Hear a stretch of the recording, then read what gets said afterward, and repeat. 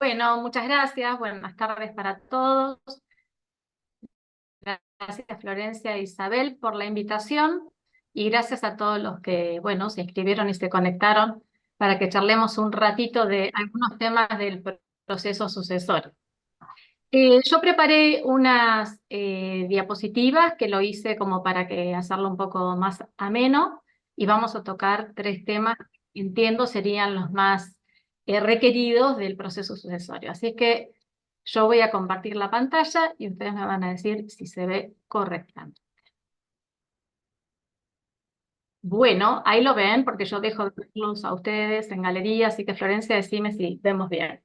Se ve perfecto. Bueno. Nosotros vamos a abarcar hoy en la charla tres temas. Cómo se inicia el proceso sucesorio, cómo inscribimos los bienes y cómo se regulan los honorarios de los abogados.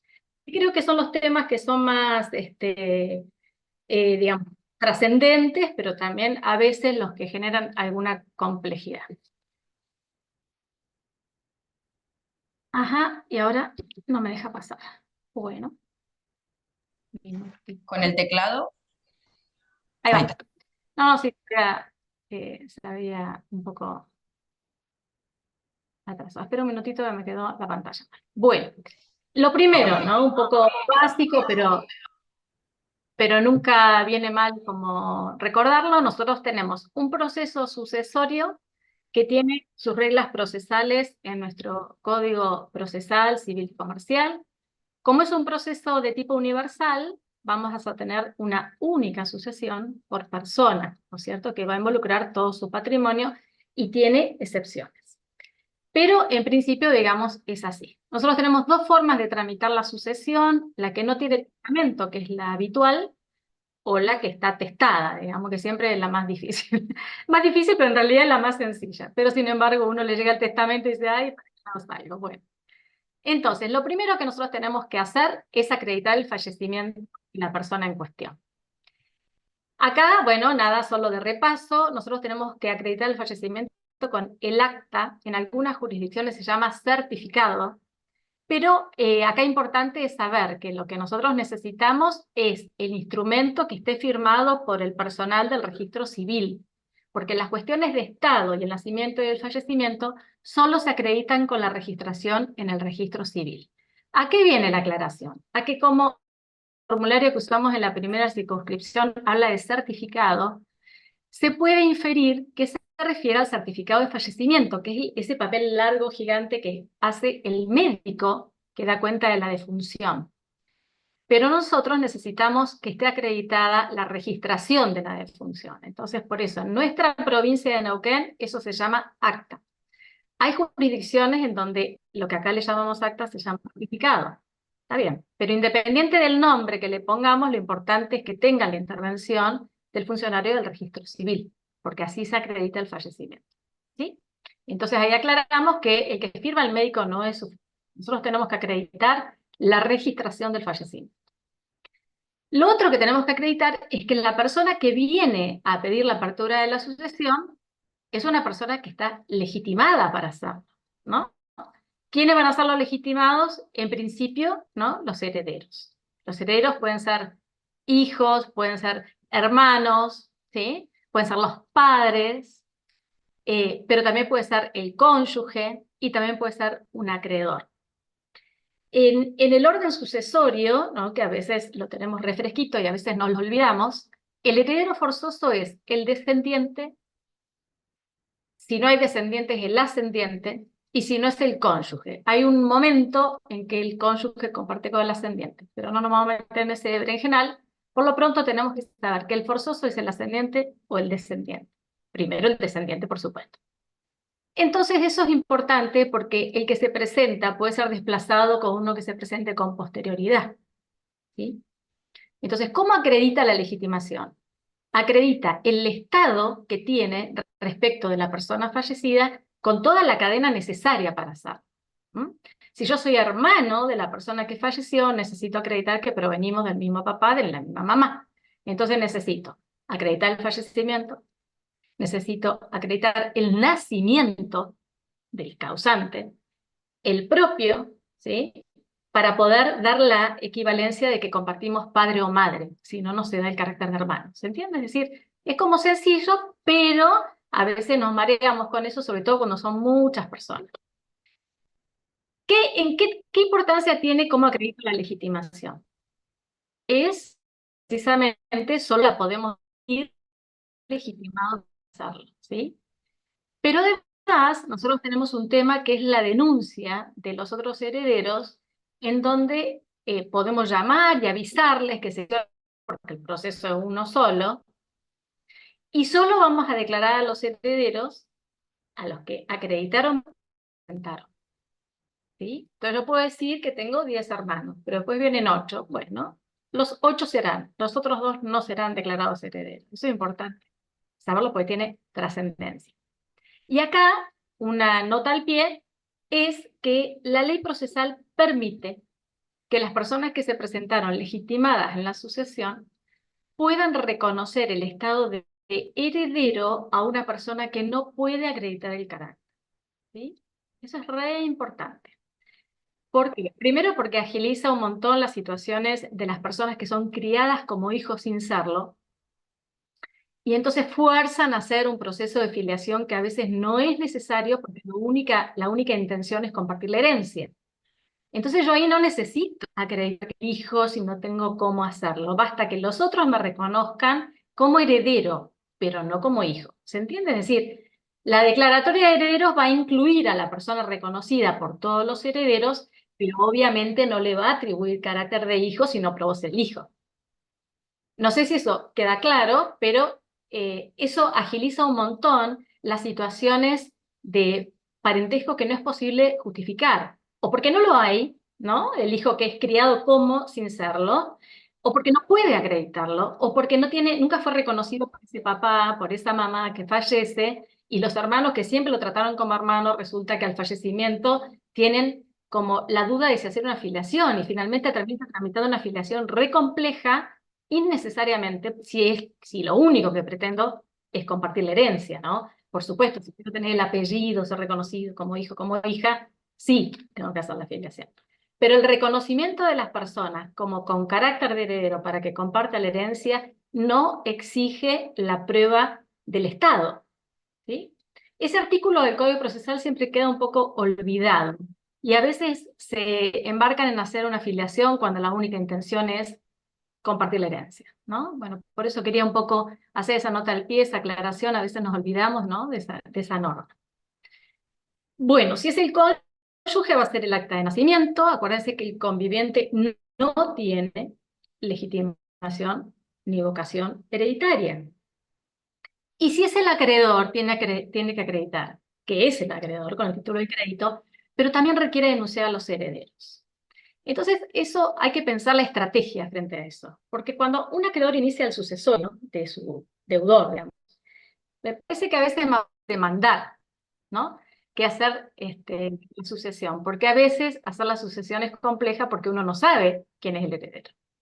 Entonces ahí uno se mete como en un berenjenal y a veces no tiene mucho sentido, basta con demandar a la persona que acreditó el fallecimiento, se citan los herederos y ese es, digamos, me parece que a veces es más ágil, ¿no es cierto? Cada uno elegirá su estrategia, pero a veces la sucesión abierta por el acreedor no siempre es práctico, a veces es un problema. Bueno, lo otro es la competencia, último domicilio del causante. Esto es un tema re complicado, no complicado de entender, sino porque esto tiene excepciones, ¿no? Las personas que fallecen afuera, que tienen bienes acá, bueno, pero eso es una excepción. Pero, ¿qué pasa con las personas que viven en Neuquén y se mueren en Cipolletti? Y el acta de fallecimiento dice último domicilio Cipolletti. ¿Por qué? Porque el acta de fallecimiento la hace una persona que va y generalmente no es el pariente. De hecho, la suele firmar el empleado de Calf, si estamos acá en Neuquén. ¿No es cierto? Entonces, muchas veces los datos que se consignan le ponen que es casado cuando es soltero, le ponen que es soltero cuando es casado, y muchas veces le ponen como domicilio el de la clínica o el último lugar que estuvo en un hogar, ¿no? En un lugar con cuidado y no era su último domicilio. Pero la ley dice que es el último domicilio. Entonces, hay que acreditarlo porque la competencia del juez en el proceso sucesorio es de orden público. Entonces yo no puedo abrir la sucesión de una persona que siempre vivió en Neuquén en Jujuy. No, porque como es un proceso universal, ahí van a estar obligados a concurrir los herederos y también los acreedores de ese. Entonces tiene una norma de orden público, no es lo mismo hacerlo acá que allá, no es lo mismo. No es lo mismo, por más que estemos cerca, si política en Neuquén, por mucho que complique la caja forense de los abogados con domicilio real en Neuquén, que le digan en Río Negro. Ahí se ríe Isabel porque, claro, es un problema. Pero el último domicilio causante es el que da la competencia del juez. Y después tenemos la situación del administrador provisorio, que lo vamos a pedir en la primera presentación, pero no siempre, ¿no? ¿Cuándo lo vamos a pedir? Cuando tengo una actividad en marcha. Una persona se fallece, deja un auto, una casa, no necesito un administrador, aunque esté alquilada. O sea, a veces es complejizar un poco la situación. Pero a veces los herederos, bueno, ocúpate vos de ir a cobrar, de ir a la inmobiliaria a pagar los impuestos y quiere que sea administrador. A veces lo piden, ¿no? Y entonces se tramita, por supuesto, sin ninguna opción. Pero bueno, eso requiere una rendición de cuentas posterior. Ese es, digamos, el lado B de ser administrador. Bueno. Acá le puse unas fotitos. ¿Se ven muy mini? ¿Mini mini se ve o se ve? Si no las Se ven amplío. bien, Se se ve ven bien. bien. Se ven bien. Bueno, Vas diciendo más o esta, menos. perdón, Isa, sabes que no te escuché porque me está sonando la admisión y no escucho. No, no, que se ve bastante claro. Vamos haciendo un seguimiento con lo que dices tú. Bueno, los que litigan en la primera circunscripción o los que tienen alguna intención de hacerlo, en las sucesiones nosotros usamos este formulario cuya única finalidad es no olvidarnos de algunas cosas, digamos, sirve como una hoja de ruta, no es obligatorio. Entonces, hasta donde yo sé, no sé que fuera, hasta donde yo sé, es voluntario. Y entonces ahí, si nosotros vemos, tiene lo que más o menos estábamos repasando, ¿no? ¿Quién interviene, en carácter de quién, por quién, ¿sí? Ahí yo les marqué donde dice en la hoja izquierda, para acreditar el fallecimiento adjunto certificado de función, en rigor exacto, ¿no? Esto de que estábamos hablando recién. Y también denuncio el resto de los herederos que yo conozco. ¿Yo estoy obligado a conocer el domicilio de los otros herederos? No. Digamos, no es necesario que diga yo sé que heredero es Juan Pichi, pero no conozco el domicilio y entonces pido oficio a 300 organismos. No, no es necesario. Basta, la ley requiere solamente que se denuncie la existencia de un heredero si es que uno lo conoce. Si sabe el domicilio bien, si no sabe el domicilio, no pasa nada. Acuérdense que nosotros declaramos herederos a las personas que se presentan, pero luego se amplía. Es decir, que la declaratoria de heredero no es un momento procesal que precluye. Después vienen otras personas, acreditan el carácter de heredero y se amplía. Sí, cuando llegaron, se dividió la herencia, se adjudicó, será una acción de petición, bueno, es otro proceso. Bueno, ahí está el tema de la competencia en la hoja 2, las medidas preliminares sí es que se solicitan, ¿sí? El tema de sellados de actuación, hay una parte ahí que les puse eliminar, porque 112 pesos, bueno, se dan cuenta que se hizo hace un tiempito. Y acá solamente un dato para que sepan. Cuando el acervo hereditario son bienes gananciales, se tributa por la mitad del valor fiscal, no por el 100. Por 100 era antes de la ley fiscal anterior, ¿sí? Es por la mitad. 50%. Bueno, esto no creo que genere mucha dificultad, solamente quería que se familiaricen, que los usen. Vengo aquí a vender este formulario tan bonito, que a veces es más sencillo nada más. Como ven, acá no hay denuncia de acervo, ¿no? Solamente es para el inicio. Es decir, si nosotros arrancamos denunciando acervo y demás, bueno, no es necesario, se puede llegar a complejizar. Este segundo, esperen que yo tengo acá esta tirita que necesito correrla. Ahí está. Acá yo voy a denunciar el acervo hereditario, pero en los tiempos procesales de la sucesión, nosotros primero vamos a tener el inicio, va a salir esa primera providencia que tiene de todo, de todo, de todo. Se supone que ahí están dadas todas las órdenes hasta la declaratoria de heredero, ¿no es cierto? Entonces, ¿por qué es importante? Porque este formulario de denuncia lo voy a hacer solo cuando necesito hacerlo, que es después que resolví la primera cuestión y es quién es quién. No es necesario que se haga todo junto, como les digo, lo puede llegar a complejizar, ¿no? Entonces, mejor hacerlo en tiempos que sean un poco más ágiles. Acuérdense que nosotros lo primero que vamos a necesitar es un oficio del Colegio de Escribanos para saber si la persona tiene manifestaciones de última voluntad. Vieron que hay una ley provincial que así lo exige. También vamos a pedirle al registro de juicios universales que nos diga si no hay otra sucesión abierta. Y esto de los ingresos web a veces genera, ¿no? Que alguien lo presenta, un escrito, y se genera otro proceso sucesorio, tenemos que eliminarlo. Bueno, acuérdense que es un proceso por persona. Y luego, nosotros aquí tenemos toda una cuestión de los bienes que ahora los vamos a charlar. Solamente les quería mostrar cómo es, si es que no no lo han visto antes, cómo es el tema de la denuncia del acervo hereditario.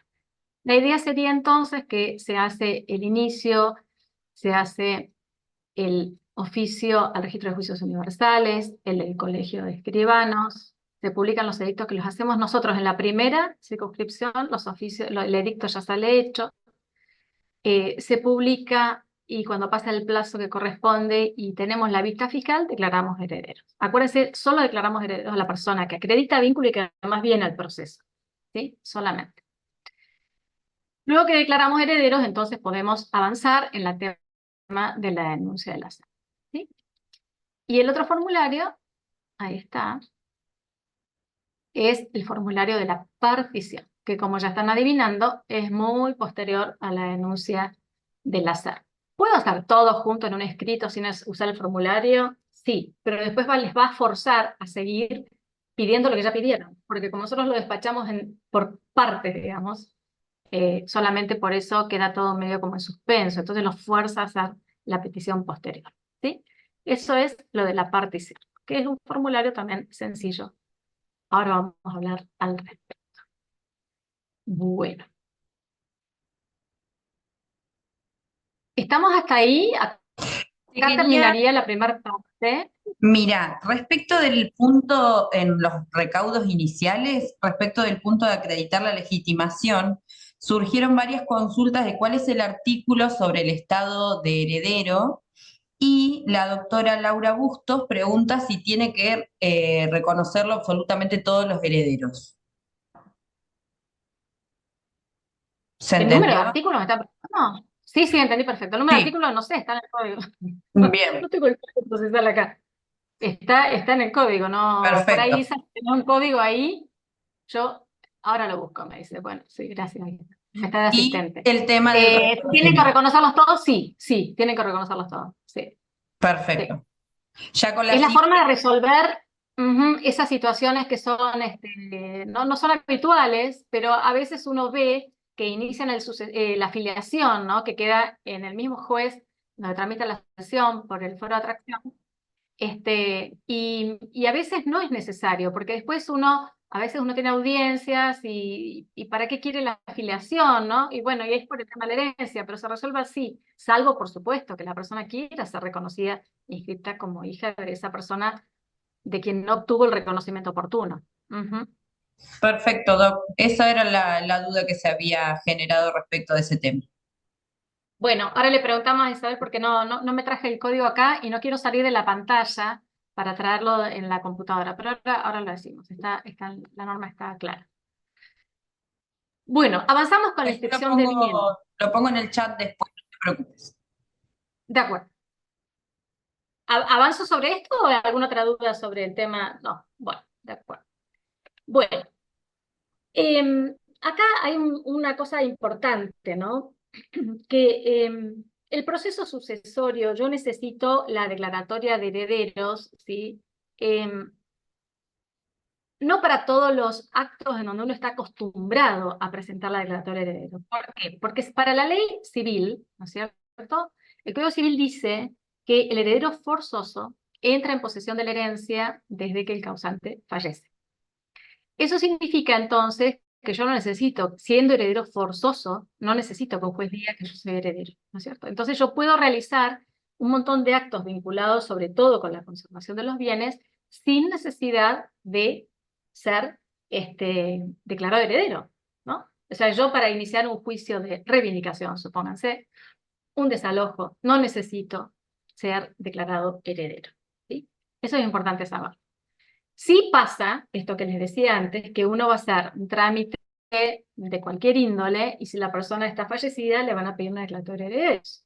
Entonces, hay una cuestión práctica vinculada con la necesidad de tener la declaratoria que no siempre va de la mano de la legislación que no me exige que yo tenga que acreditar que soy el heredero. Basta si soy el hijo, que acredite que soy el hijo, por ejemplo, ¿cierto? Pero bueno, hay muchas cuestiones vinculadas a la cosa práctica, ¿no? Uno va a hacer un trámite, le exigen algo que en rigor no debería de exigirse, pero bueno, uno como que lo tolera, digamos, o hay como un hábito de hacerlo así. Eso se los digo porque para muchos trámites se piden declaratorias y demás, y no es necesario, pero se hace solo porque la práctica lo volvió como una exigencia, ¿no? Que no surge de la norma. Eso es importante siempre saberlo. Bueno, ¿qué pasa con el tema de los inmuebles? Primero yo les aclaré ahí arriba que la tasa se va a liquidar si son bienes gananciales, que son los obtenidos durante el matrimonio, por el 50%, ¿no es cierto? Que es lo que nosotros vamos a transmitir. Acuérdense que el cónyuge hereda los propios, pero no hereda los gananciales, porque los gananciales es comunero, es socio, ¿no es cierto? En la mitad. Bueno, después que nosotros denunciamos los bienes del acervo, en este caso vamos a ir concretamente al tema inmuebles, hay un principio registral que no nos tenemos que olvidar y es que los inmuebles, digamos el dominio, el derecho de dominio de los inmuebles tiene una registración a los fines publicitarios, digamos, de ser oponible, de ser conocido. En derecho registral, el principio es el tracto sucesivo, es decir, que de esta persona se transmite a esta, de esta a la otra, y en todas esas oportunidades, ¿sí? Yo voy a hacer el instrumento correspondiente, que es una escritura traslativa de dominio, y además, ¿no? Respecto de la transmisión del derecho real, ¿no? Por supuesto, además la registración. Entonces es sucesiva, ¿no? Entre un adquirente y otro. Pero hay una excepción al tracto sucesivo que se llama tracto abreviado. ¿Y yo qué hago entonces? En vez de ir desde acá hasta el último, voy desde acá hasta allá y me salteo a algunas personas que pueden estar en el medio de esa sucesión del tracto. Por eso se llama abreviado. Ahora vamos a ver cómo está regulado en la norma, ¿no es cierto?, sobre eso. Pero lo primero que tenemos que saber entonces es que en inmuebles registralmente yo tengo un tracto sucesivo que lo puedo obviar a través del tracto abreviado en algunos supuestos. ¿Qué es lo más importante de esto? El tracto abreviado no se autoriza por el juez, no requiere autorización judicial. Eso sepámoslo, anotémoslo. Entonces, yo puedo inscribir, hacer un tracto abreviado y nunca decirle ni al juez, ¿sí? Ahora vemos cuáles son los recaudos del tracto. Puedo inscribir la declaratoria de herederos a los fines de la publicidad.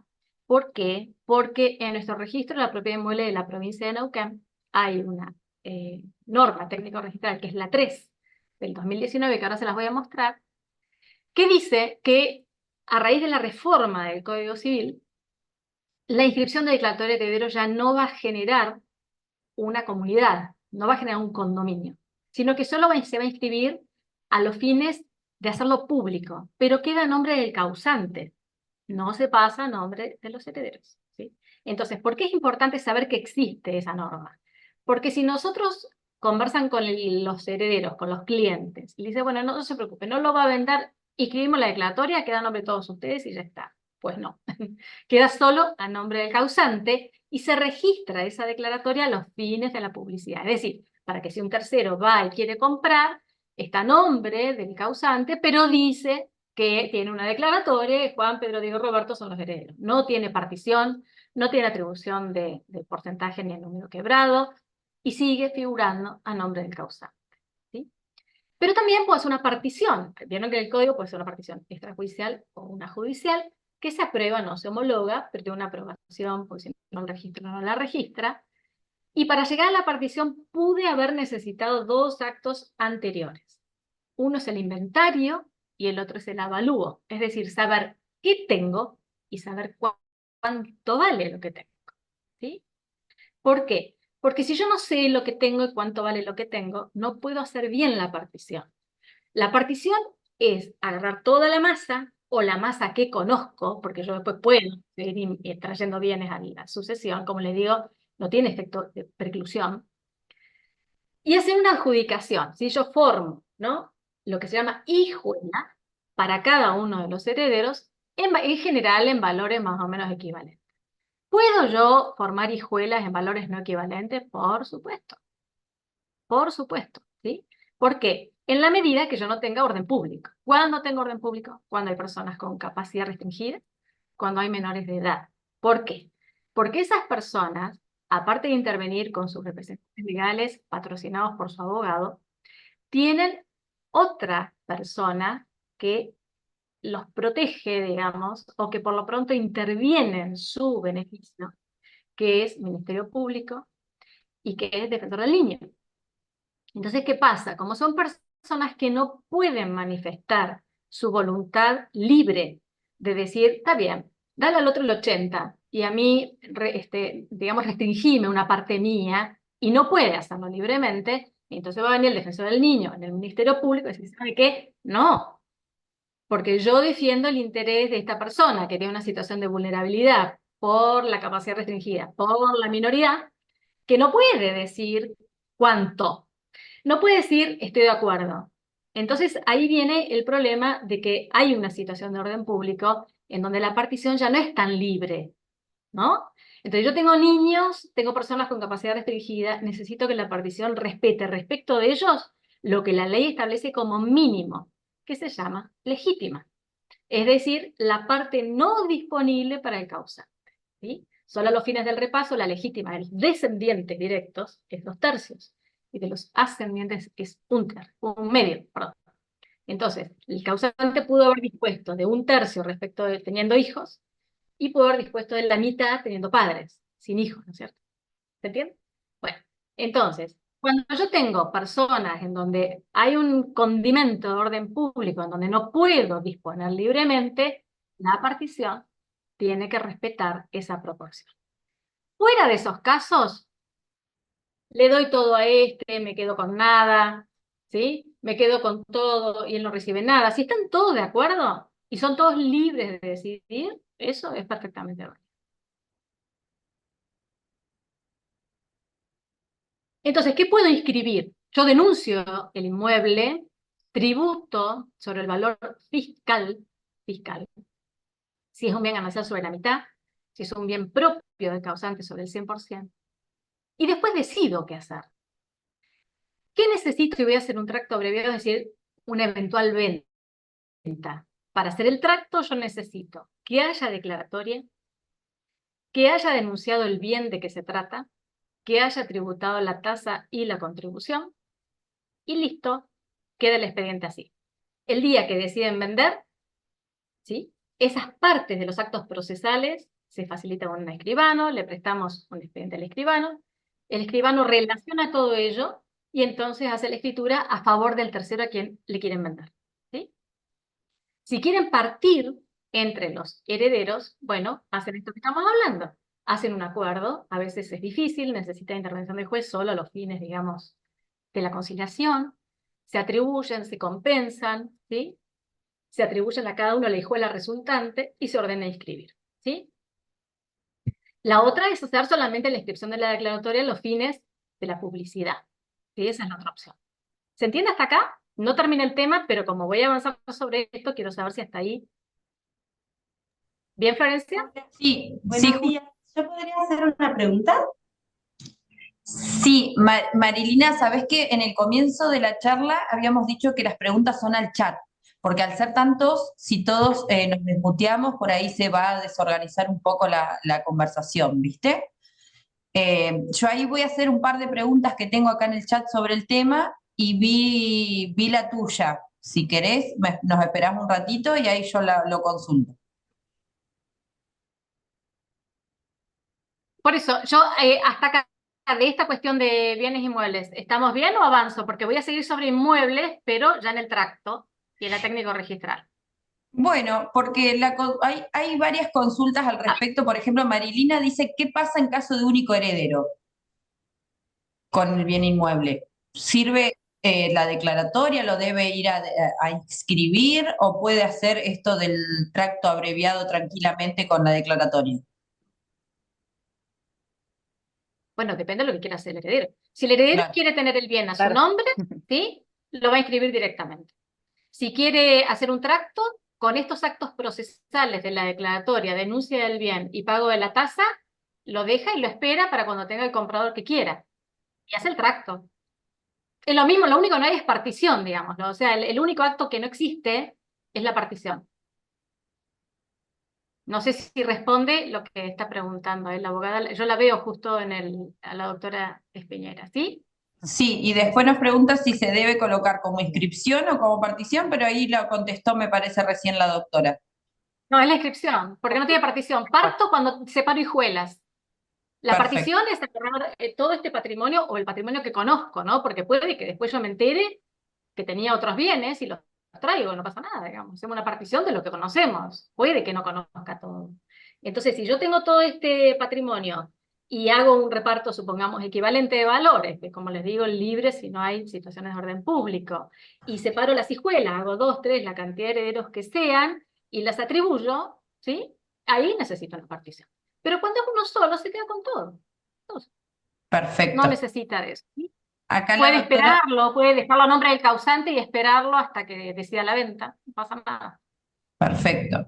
Nos pregunta la doctora Viviana López si la inscripción por tracto abreviado se puede hacer por oficio judicial también o solo por escribano. Solo por escribano. Nosotros no inscribimos transmisión de bienes, ¿eh? Solo Perfecto, ordenamos por oficio la inscripción de la declaratoria que tiene efectos de publicidad. El escribano no lo va. Ujú. Y también hay perfecto. una cuestión acá, que es un condimento un poquito más complejo, y es que cuando entre herederos se ceden, hay que tener cuidado con cómo se presenta en el expediente. Si ustedes dicen que se ceden, yo le cedo mi mueble, es mueble, no inmueble, no mío, cedo parte, ese inmueble, no sé, a mi mamá, y yo me quedo con el auto, ¿no? Y está planteado en esos términos, necesitan escritura pública. Porque si están cediendo de manera gratuita, tiene la norma de la donación. Entonces, cuidado cómo lo planteen, no sea cosa que queden con actos, ¿no?, notariales en el medio necesarios, cuando a lo mejor se puede evitar haciendo una partición. Nosotros muchas veces aprobamos la cesión a modo de partición, ponemos en la providencia, ¿no? Y el abogado dice, bueno, pero no es lo que yo pedí. Bueno, también lo que pasa es que lo que pidió le va a exigir como un montón de actos en el medio. O sea, uno Mm, interpreta qué es lo que quiere. Bueno, a lo mejor uno se equivoca, así también, por supuesto. Pero en realidad, la partición generalmente lo hacen en el estudio, ¿no? Con sus abogados y la presentan al juzgado y nosotros la aprobamos. Si tienen en el medio algún condimento de cesión, llegar a exigirse una escritura pública cuando en realidad no quieren que sea aprobado como una partición. ¿Se entiende la diferencia? Es decir, cuando yo cedo el derecho sí, emergente porque el de un código, tesorio, claro, porque el código exige escritura pública, ese es el tema. Exacto, exactamente.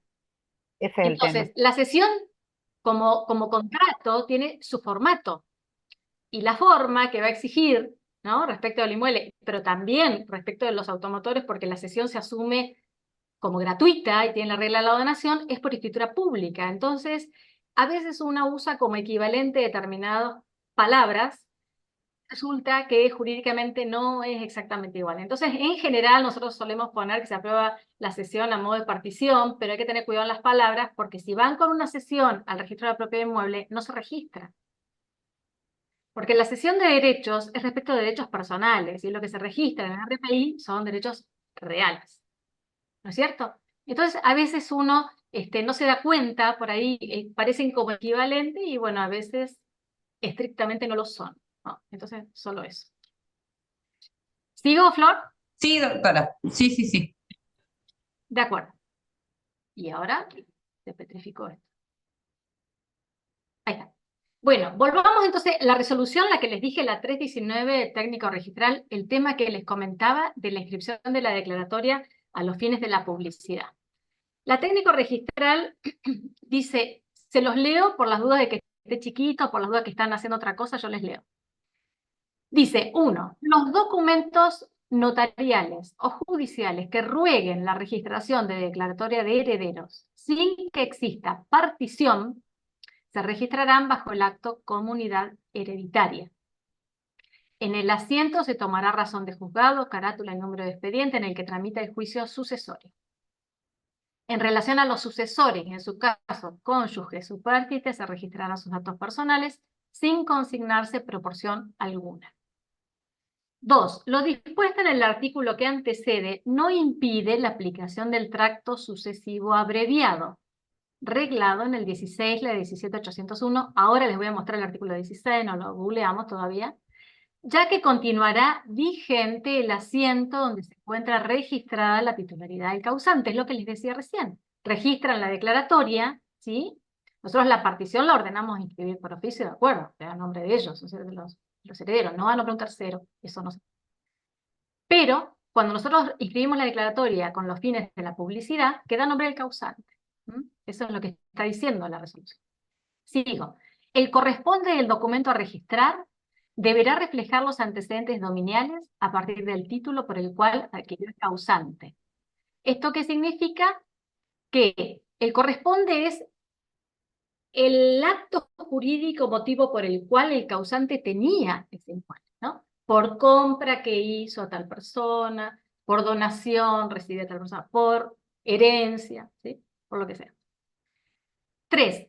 Para enajenar una parte indivisa o gravar la totalidad o una parte indivisa de un inmueble que integra el acervo hereditario, será necesaria la previa o simultánea partición del bien. ¿Sí? O sea que ya ahí, como ven, no es, la declaratoria no va a ser suficiente. 4. La aplicación opera de esta resolución del 1 de enero del 2020. ¿Sí? Con lo cual, si ustedes tienen sucesiones anteriores, van a ver que nada de esto se pidió. Esto es de enero del 2020 para adelante. Entonces, esta resolución técnico-registral, cuando nosotros se las ponemos en la providencia, es porque tenemos que cumplir con la interpretación que hace el registro, ¿no? del tema del Código Civil respecto de qué genera la inscripción de la declaratoria de herederos. Antes de esto, cuando nosotros inscribíamos la declaratoria de herederos, generaba un condominio entre los herederos. Y ahora no. Entonces, ¿nosotros qué podemos inscribir por oficio desde el juzgado? La declaratoria de herederos, ¿sí? Con fines de publicidad, o rogar la inscripción de la partición. Nosotros no podemos rogar la inscripción de sesiones, no podemos rogar la inscripción a nombre de un tercero, y tampoco podemos rogar el tracto abreviado, porque son actos notariales, no judiciales. ¿Vamos? ¿Se entiende hasta ahí? Perfecto, doctor. El 16 de la 17.801, que es la Ley Notarial Nacional, ¿sí? Es la del tracto abreviado que yo les estaba comentando y a la que refiere esta técnica registral. Les leo los 3 incisos que nos importan.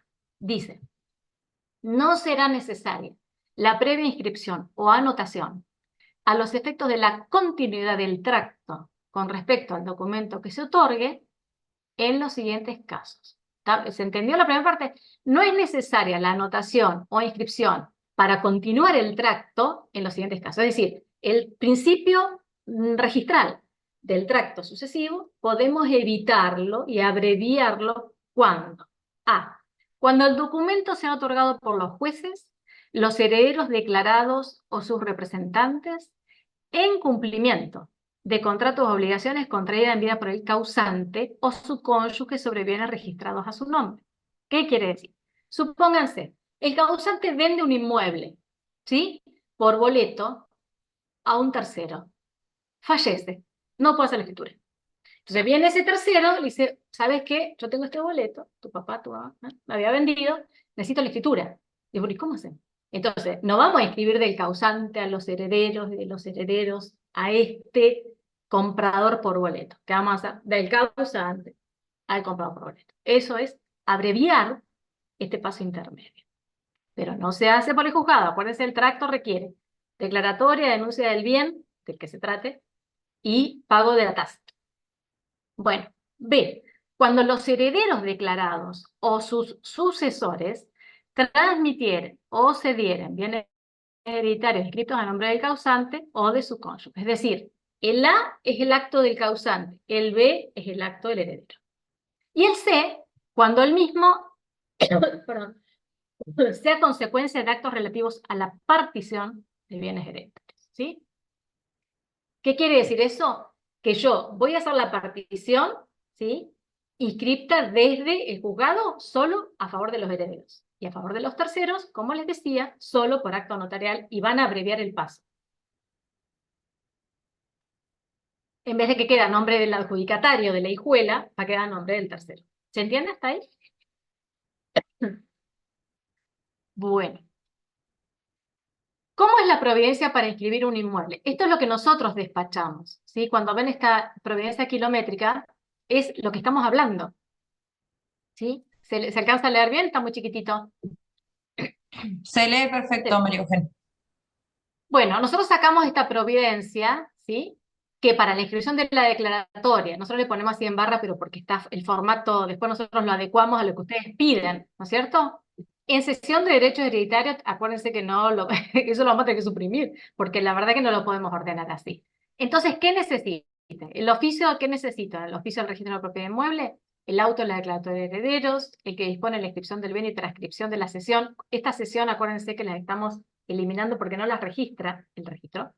Providencia que aprueba, ¿sí? La proporción que le corresponde a cada uno, ¿sí?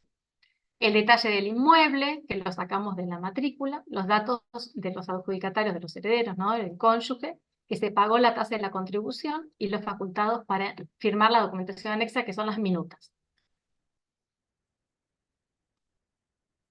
¿Estamos hasta ahí con inmuebles? Sí, perfecto. No hay preguntas, porque ahora paso a automotores, que no es Eh, igual. Hay algunas preguntas, pero fuiste respondiendo. Acá nos dice Marina Coronel, una consulta. Dice Estefanía Schaefer, para que deje de estar a nombre del causante y esté a nombre de los herederos como condóminos, ¿qué es lo que hay que realizar? Eso, un condominio. Las declaratorias no registran condominios, Perfecto, ¿sí? Tienen que atribuírselo como condominio. Pero perfecto, antes, es lo que me estaba explicando, la inscripción de la declaratoria generaba el condominio, y ahora no. Entonces pueden decir, nosotros queremos que quede a nombre de todos nosotros. Pero eso ya en un acto del condominio. perfecto. O sea, decidirlo en la partición, en ese escrito. Exacto, exacto. Partición que no va a ser tal, pero lo que pasa es que la inscripción de la Exacto, declaratoria no genera condominio. Es decir, no va a claro, quedar partido como a nombre de uno solo, pero también es una partición generar condominio. exacto, Ujú, perfecto, sí. perfecto. Listo, Doc, continuamos con automotores. Bueno, listo. Entonces, ¿por qué yo me estoy, digamos, hice hincapié en inmuebles y automotores? Porque son los que tienen registración. Porque los bienes que no son registrables se atribuyen y se reparten con la mera entrega de la posesión, ¿no es cierto? Entonces eso no tiene un régimen especial. Eso funciona así, ¿no? Hay como, digamos, distintas posiciones, por ejemplo, cuando hay una caja de seguridad. La persona fallece y tiene una caja de seguridad. Bueno, a veces se pide un mandamiento para ir a constatar que tiene la caja de seguridad. Bueno, a veces ocurre así. A veces ocurre solo como una autorización para la apertura, ¿no? Y no denuncian lo que hay adentro. Pero cuando puede haber una situación de conflicto entre los herederos, piden generalmente la constatación. Ahora, no deja de ser un bien no registrable, o sea que en definitiva no tiene como un régimen especial, ¿no? Se reparten como lo deciden, no tienen un acto judicial especial fuera de la constatación si es que la piden, ¿no? Pero inmuebles y automotores tiene unas reglas especiales y ahí siempre a veces se hace un poquito más complejo, nada más. Bueno, en el caso de los automotores, el Doc, avalúo... perdón, una que nos están pidiendo por favor acá, la doctora Marina Coronel nos dice qué pasa con los, no, perdón, Lautaro Lozano, qué pasa con los inmuebles en el extranjero, por favor. No, no especificó qué ¿Se quiere lo puede decir. iniciar acá? Yo no puedo rogar allá. Ahora le Acá, pedimos que nos... claro, acá es una excepción de la competencia, por ejemplo. Cuando una persona tiene bienes en Argentina, ¿sí? y tiene la sucesión en el país, porque es una regla del derecho internacional, digamos, que está ahora en el Código Civil. Una persona fallece en el exterior, pero tiene bienes en Argentina, solo para la registración de ese bien se abre la sucesión acá, solo por ese bien, que es la excepción de la competencia del orden público que hablábamos al inicio, ¿no es cierto? Claro. Es lo que nos consulta Pero específicamente. para Es, rogar la institución de una persona que tiene el sucesorio acá de un bien que tiene en el extranjero, tiene que rogarlo allá, perfecto. Perfecto, ¿sí? claro, eso nos pregunta. Dice, ¿cómo se tramita la denuncia y posterior partición de los bienes en el extranjero? Claro. Es una regla del derecho internacional privado que está en el propio Código Civil, que Perfecto, tiene la remisión en la parte de sucesiones, este, pero tiene que rogarlo allá, porque yo no tengo jurisdicción, porque yo no sé la norma del claro, país donde está ubicado el bien. No, claro, yo conozco la mía, ¿no es cierto? Pero claro, yo no sé cómo ocurre eso allá. Ujú. perfecto. Entonces, es una norma de remisión del derecho internacional privado. Y la última de De acuerdo. inmueble, y ya pasamos Entonces, ahí, a automotores, nos dice Walter Bustos, dice, en el caso de una vivienda adjudicada por IPBU, al causante y su cónyuge, ¿es suficiente una cesión de derechos ante escribano de todos los hijos? ¿si es suficiente para qué? ¿Para que quede registrado el nombre de los hijos? Exacto, No. El derecho a la adjudicación es un derecho personal, ¿sí? Que puede ser o no cesible, no siempre es cesible. Primero hay que ver en el acto de la adjudicación si ese derecho es cesible y si es hereditario. Lo mismo pasa con la licencia de taxi. Hay que ver la norma especial, ¿sí? Y el contrato original que diga si eso es hereditario o no lo es. En los inmuebles generalmente lo es. Entonces, lo que se hace es oficiarla al IPBU para que tome razón de la declaratoria de herederos respecto de ese adjudicatario que falleció. Eso es lo que se hace. Entonces, el IPBU registra la declaratoria respecto de su adjudicatario para eventualmente, cuando otorgue la escritura, la otorgue a los que están legitimados como herederos forzosos de su adjudicatario, ¿sí? Pero primero hay perfecto, que ver si eso se hereda. Ajá. El perfecto, derecho se hereda en la medida que se puede heredar. Claro. La licencia de taxi es lo mismo. Hay que ver si la regla, o sea, si la normativa de la licencia de taxi permite heredarlo o si se pierde con el fallecimiento. ¿Sí? Todas las que son concesiones, adjudicaciones, son derechos que a veces se heredan y a veces no se heredan. Eso es lo que hay que ver y la forma en la que se inscribe. perfecto. Ujú. Sí, esos son los Continuamos. casos más habituales, ¿no? Qué bueno que Sí, preguntó ahí el doctor porque no me acordé de decirle lo de los derechos y acciones, ¿no? Donde no es el inmueble, el derecho de acción derivado de la adjudicación. perfecto, Bueno, entonces, en inmuebles les decía que el valor se determina a partir, para calcular la tasa del valor fiscal, ¿no es cierto? Que es el que viene en la boletita del impuesto inmobiliario. Y en los automotores se hace a partir de la publicación de la evaluación que hace el propio registro de propiedad automotor, que está en la web, digamos, el registro de propiedad automotor. Ese es el valor que vamos a tomar. No necesitamos Infoauto, Diario La Nación de los sábados, o bueno, algo así, era Clarín, no me acuerdo qué era, que siempre se sacaban los valores de ahí. No necesito Acara, no necesito nada de eso. Solamente voy a usar la tabla de evaluaciones que usa el RPA, ¿sí? Bueno, ¿qué puedo inscribir en automotores? Lo mismo, la declaratoria, la partición, o puedo hacer un tracto abreviado. Pero aquí, la diferencia con inmuebles es que todo esto ocurre por oficio judicial, ¿sí? Es decir, que si ustedes venden un auto que era de un causante, ustedes no, los herederos, venden un auto que era del causante, tienen que decir quién compra, los datos del comprador, y entonces se ordena la inscripción a nombre del comprador. Y con eso se va al registro y se llenan los formularios y se registra. Esto es bastante distinto del inmueble. En automotores funciona así por oficio judicial. ¿Cómo se inscribe una declaratoria respecto a un automotor? Así como estoy acá mostrándoles cómo es la providencia. Las providencias de acá son recontra largas porque, bueno, tienen que tener lo que exige el RPA para poder registrarlo. Acuérdense especial en donde lo constitutivo es la registración. Registrarle a los automotores son re severas. Y a la persona que tiene el auto sin la registración lo considera un poseedor de mala fe. Vieron que el régimen automotor es súper estricto. Entonces, para poder registrarlo necesita una orden judicial y para hacer el tracto también. Entonces, acá, a raíz del tema de disolución, quería aclararles eso. Cuando uno tiene un bien ganancial y ruega la registración, opera la disolución de la sociedad conyugal por efecto de la muerte, digamos, ¿cierto? Acá es importante saber, por ejemplo, que no se los dije antes, que cuando el cónyuge supérstite también vende, digamos, venden el auto, ¿no? Un bien ganancial. La mitad es del cónyuge supérstite, la otra mitad, supongamos que tiene hijos, ¿no? Pero cuando se vende, se hace todo junto. No es que lo vamos a hacer por separado, ¿sí? Lo manifiestan la cónyuge o el cónyuge y los hijos y ocurre todo junto, en el mismo oficio. No es que tiene que hacerlo por separado, no. Se hace todo junto. Bueno, entonces necesitamos el dominio del automotor, necesitamos que se haya denunciado, ¿sí? Con el automotor, que era el causante, por supuesto. Hay que ver que no tenga prenda. Si tiene prenda hay que ver si es transmisible y en qué condiciones. Nosotros no cancelamos prenda, para que sepan.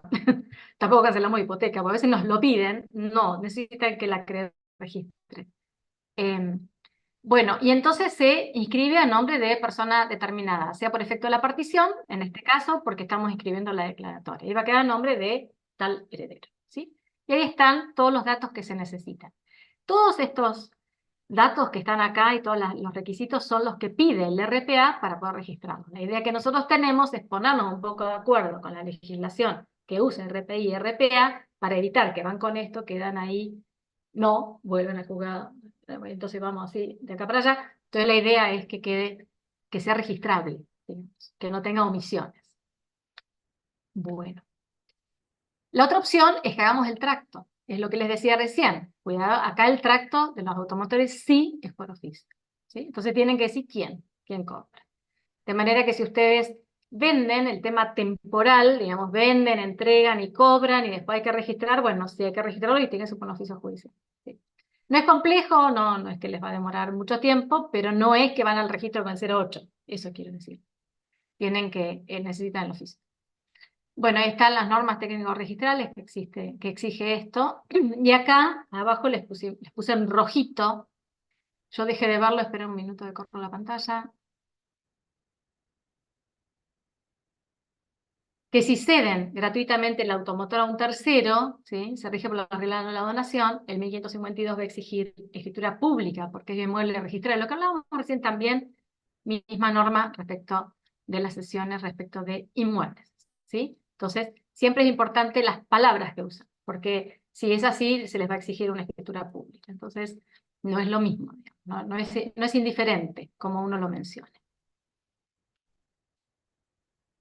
Bueno, estamos hasta ahí, terminamos automotores. Si no hay pregunta, vamos a los honorarios, que es la parte más divertida. Una sola preguntita. Acá nos preguntan si el valor fiscal del automotor no aparece en la web por ser antiguo. ¿Qué valor se tomaría de parte del juzgado? Ah, sí. Qué bueno. Sí, qué bien que me lo preguntaron, gracias. No, tienen que acreditarlo. Sí, ahí sí, Infoauto. Sí. Sí. Ah, perfecto. Porque es cierto, sí, muy pertinente la pregunta. Nos pasa con frecuencia, que los autos no están en el listado porque son más antiguos, entonces sí, tienen que tener una evaluación. Sería más bien un valor real del vehículo más que fiscal, digamos. Claro, porque el valor fiscal es el que es para el Estado, digamos. En el inmueble, la evaluación fiscal que es la base, digamos, es un porcentaje. El impuesto es un porcentaje de ese valor que para el Estado tiene el inmueble, ¿no es cierto? Con sus mejores. Y en automotores usan una tabla de evaluaciones. Y es eso. No se discute si es más o menos, digamos. Es eso. Listo. Tomamos ese valor. Ahora, cuando el bien no está ahí, y necesitamos, por supuesto, nos va a poner un tasador, ¿no? Es decir, si en las publicaciones, generalmente ocurre, nos han traído incluso publicaciones que son de Mercado Libre, que son lo que la persona pide, digamos que un poco lejos de una tasación. Pero, digamos, si no tienen objeciones, bueno, listo. Si la evaluación que hace el seguro sirve. A ver, el mercado automotor respecto del seguro, la Superintendencia de Seguros, permite el infraseguro. Es decir, no asegurar, como que la suma asegurada no sea equivalente al valor de la cosa, ¿no? Eso está permitido en la superintendencia. Entonces, en rigor, la suma asegurada no representa el valor real de la cosa, ¿no? En rigor, digo. Perfecto. En general, sí, en general lo que se pide, si es valor real, es un valor de mercado. El valor real es ese, es el que, por el que uno pagaría. Exacto. Entonces, hay autos que uno lo encuentra en una revista especializada, o supóngase en la Cámara Argentina, en la Cara, y hay otros que no. Entonces, yo he visto, como les digo, distintas publicaciones, no una, ¿no? Distintas publicaciones yo de Mercado Libre, como les digo, para tratar de ponerle un valor a la cosa. Que es lo único que haría, lo mismo digo que uno haría si uno quisiera venderlo. ¿Cuánto cuesta? ¿Qué sé yo? Entonces uno trata de buscarle como un valor así equivalente. Ahora, si fuera, depende siempre de las características de la cosa, ¿no? Si fuera un auto de colección, bueno, capaz que no sea ese el método adecuado, ¿no? Y sea otro. Pero bueno, digamos que más o menos esas son las formas en las que se acredita el valor de un automotor que no está en el mercado. Perfecto, ¿Listo, Doc. Florencia? Sí, perfecto. Bueno, de acuerdo. Vamos entonces a la regulación de honorarios. ¿Sí? La regulación de honorarios del sucesorio es lo más parecido a la física cuántica, porque la ley hay que leerla así como una paciencia extrema, y bueno, muchos abogados les resulta fácil. Yo ahora acá voy a tratar de simplificarlo, vamos a tratar, pero bueno, es medio complicado. ¿Por qué es complicado? Porque la ley tiene dos supuestos. Cuando lo que se transmite son bienes gananciales o son bienes propios. Entonces hace como una disquisición de si la mitad del 25, sí que es un chino. Yo lo que propongo es, le explico el número como es y vuelvo a la norma. Si les parece, porque si le leo la norma, primero capaz que queda chino. O la hacemos las dos veces. Como vos lo prefieras. De todos modos es complicadísimo, así que como vos lo veas No, mejor. es fácil.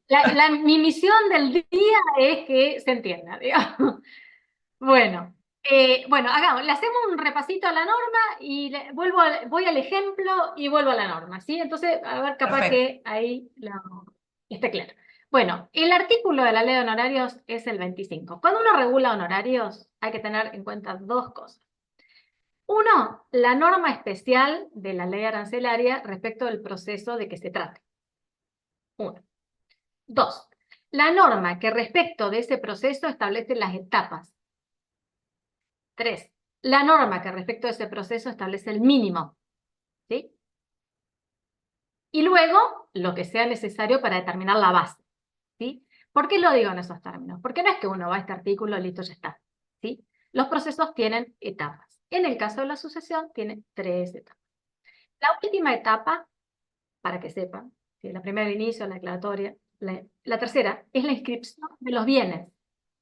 De modo que la regulación por la etapa 3 es cuando se acredita que el inmueble se registró, ¿sí? Acá una cosa que me olvidé en el tema inmuebles. Cuando ustedes registran la declaratoria de los bienes de la publicidad, le vamos a pedir el original del título y le vamos a atestar atrás, ¿sí? ¿Por qué? Porque estamos inscribiendo los fines de publicidad una declaratoria que antes se lo atestábamos en el título para que se supiera que no estaba más a nombre de esa persona y que ahora estaba a nombre de los herederos declarados. Ahora se hace solo al efecto de la publicidad, ¿sí? Pero es probable que le pidamos el original porque ese es el título. Así el título va a ser lo que se registra por oficio, hace que el oficio sea un título, pero el anterior lo tengo que relacionar de algún modo, ¿sí? Entonces, por eso se les pide, porque a veces me preguntan, ¿por qué me pide el original? Bueno, por ese motivo, ¿sí? Me había olvidado de comentar. Bueno, entonces volvamos a la regulación de honorarios, ¿sí? El primer artículo que voy a ver en las sucesiones es el 25. Dice, en los procesos sucesorios, minuto que tengo la pantalla completa, En los procesos sucesorios, el monto será el valor del patrimonio que se transmitiere, y el honorario será el que resulte de aplicar el artículo 7 en la primera parte, es decir, del 11 al 20%, dice el 7, reducido en un 25%. Sobre los gananciales que corresponde al cónyuge supérstite, se aplica el 50% del honorario que correspondiere por aplicación del artículo 7, primera parte, reducido en un 25%. ¿Sí? Acuérdense que el 7, primera parte, es del 11 al 20. Sigue. Deberán computarse los bienes existentes en otras jurisdicciones dentro del país. ¿Qué quiere decir? Yo, para el regulado honorario, tengo en cuenta todo el patrimonio, todo el patrimonio. En el caso de tramitarse más de una sucesión en un mismo proceso, el monto será el del patrimonio transmitido en cada uno de ellos. ¿Sí? Se refiere a cuando tengo generalmente la de los cónyuges, ¿no es cierto? Que transmito el mismo patrimonio, pero por la mitad de veces. No sé qué estoy exacto. Actuación de más de un profesional. Si actuare más de un abogado en tareas que importen al progreso del proceso sucesorio, los honorarios se fijarán de acuerdo con las bases precedentes, teniendo en cuenta el monto total del patrimonio transmitido, la calidad y utilidad de la tarea y su extensión. Todos esos honorarios se reputarán comunes y quedarán a cargo de la sucesión. ¿Sí? ¿Quién paga los honorarios? La sucesión. Pero abajo aclara, actuación en el interés particular de alguna de las partes. Las actuaciones profesionales que se realizaren dentro del proceso sucesorio en el solo interés particular de alguna de las partes se regulan separadamente y quedan a cargo exclusivo de la parte. ¿Sí? Porque a veces me preguntan, ¿a cargo de quién? Y bueno, depende. Se aplica esa. Bueno, ahí viene la fórmula mágica. Los voy a poner acá en el costarito para yo poder ver. La masa ganancial, ¿sí? Acuérdense que los honorarios se regulan sobre el valor real de la cosa, no sobre el valor fiscal. Sobre el valor fiscal se paga la tasa y la contribución, pero los honorarios se regulan sobre la base del valor real. ¿Cómo determino el valor de la cosa? Voy al artículo 24, no lo puse acá, que es el que dice cómo se determina, no se estima por las partes, si no tienen acuerdo, se designa un tasador. Bueno. Entonces, yo voy a usar la base real.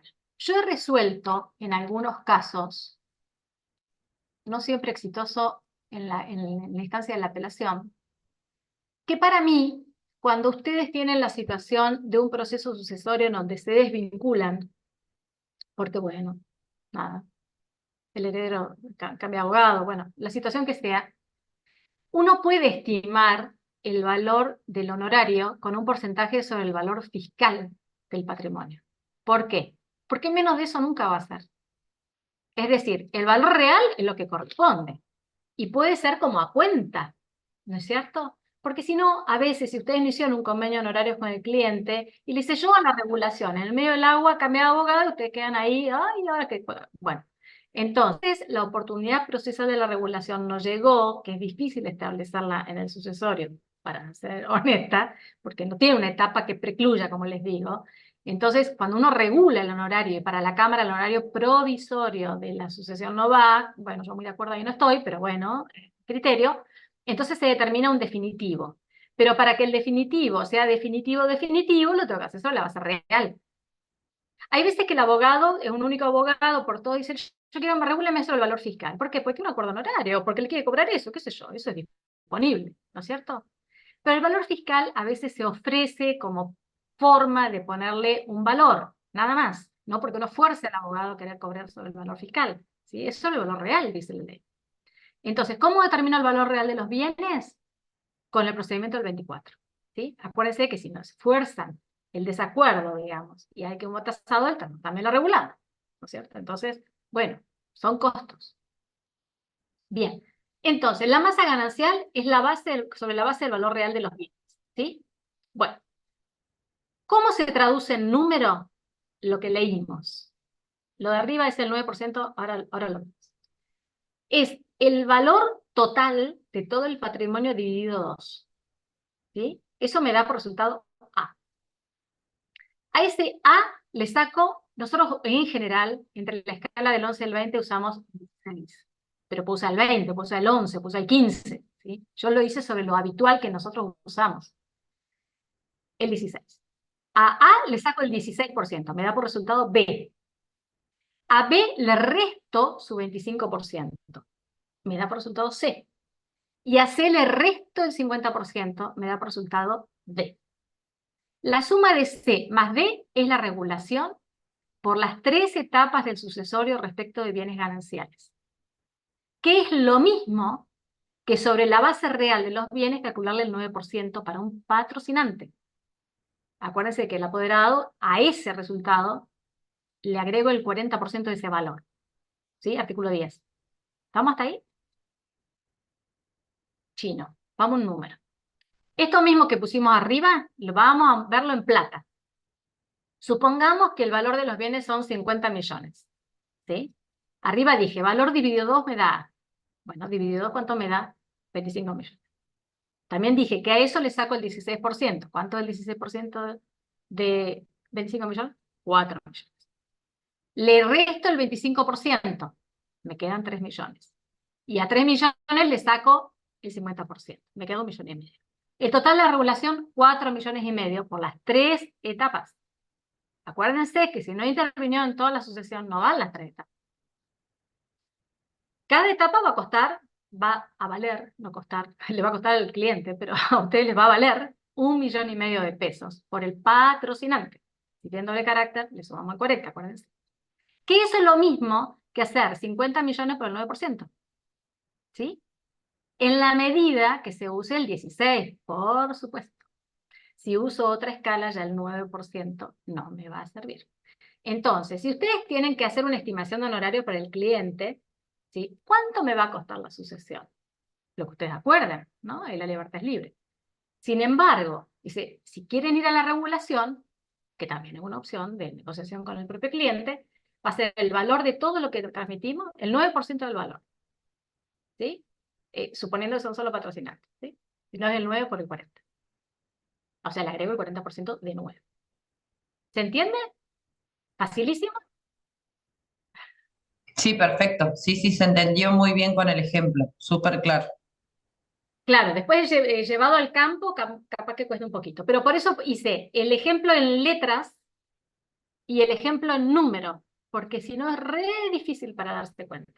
Y la regla simple, que si estoy sobre la base del 16 va a ser el equivalente al 9. Eso es la masa ganancial. Es decir, lo que transmito por efecto de la disolución, más lo que le transmito al heredero. Si el bien es ganancial, ese es el total de la regulación. ¿Sí? Supongamos que hay un bien propio. Acuérdense que esto se calcula sobre todos los bienes, ¿no?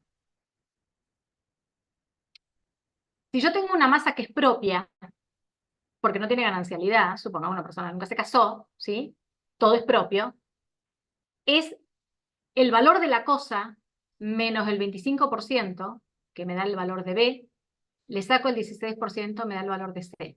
C, este es más fácil, C es la regulación por las 3 etapas del sucesorio respecto a los bienes propios, que es lo mismo que el valor real por el 12%. Pero eso requiere la masa propia, no ganancial. ¿Sí? ¿Qué pasa si tengo propio y ganancial? Hago la equivalencia por cada masa, pero como una única masa. ¿Sí? O sea, lo voy a sumar, digamos, pero el cálculo lo hago diferenciado. ¿Cuándo se aplica masa propia? A las personas que no tienen ganancialidad, las personas que nunca se casaron. ¿Sí? Ahí es masa propia. Las personas que son casadas, que se fallecieron, estado civil casada, y yo voy a transmitir la parte de la disolución de la sociedad conyugal más la parte del heredero, voy a usar el cálculo anterior. ¿Sí? Vamos a un ejemplo, el mismo monto del anterior. 50 millones. Le saco el 25%, me quedan 37.500.000. A eso le aplico el 16%, me quedan 6 millones.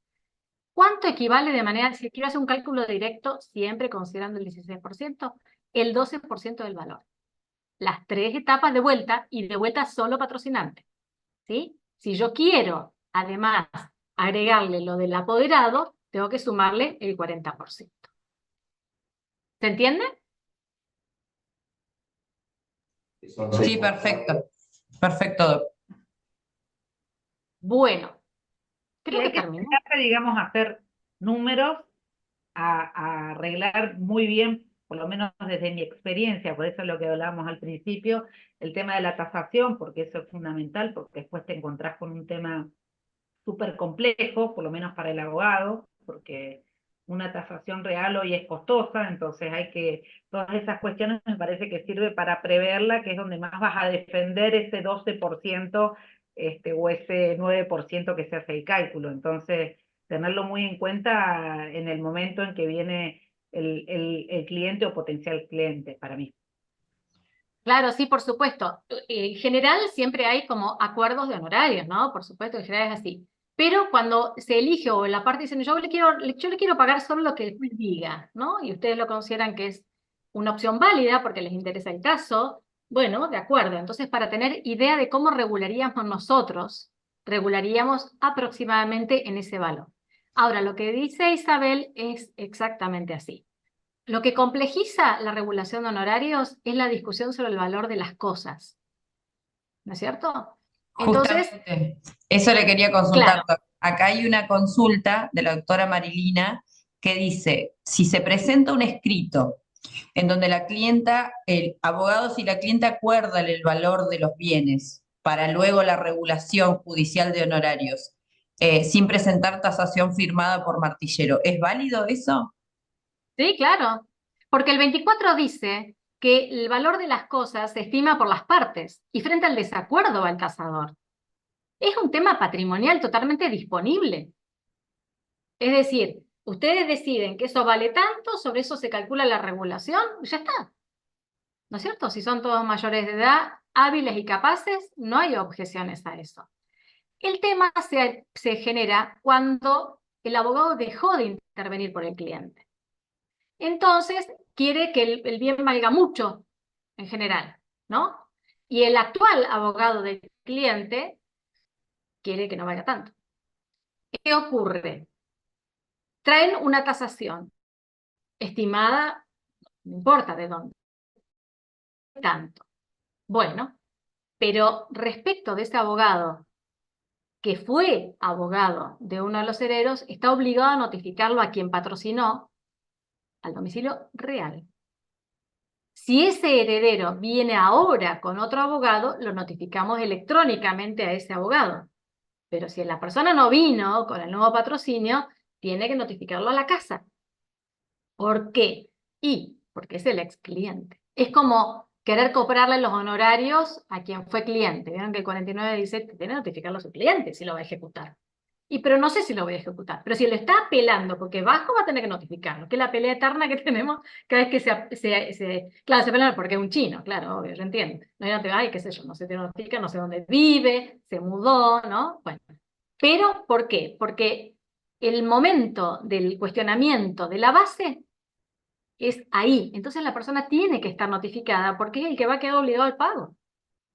Sin perjuicio que conforme con la base a la regulación sea apelable, ¿no?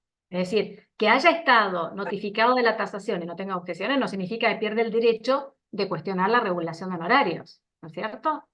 Es así. Entonces, la tasación es un tema muy delicado, porque además después se ponen costas. ¿A quién? Al que estuvo más lejos. Nosotros aplicamos esa regla, ¿sí? Porque en el sucesorio no hay parte vencedora vencida. Entonces, ¿quién va a pagar el tasador? El que estuvo más lejos. Entonces hay que tratar yo creo, no sé, bueno, si es posible, tratar de tener un acuerdo de cuánto vale, porque es beneficioso para el ex abogado como para el nuevo abogado, porque la base va a ser la misma.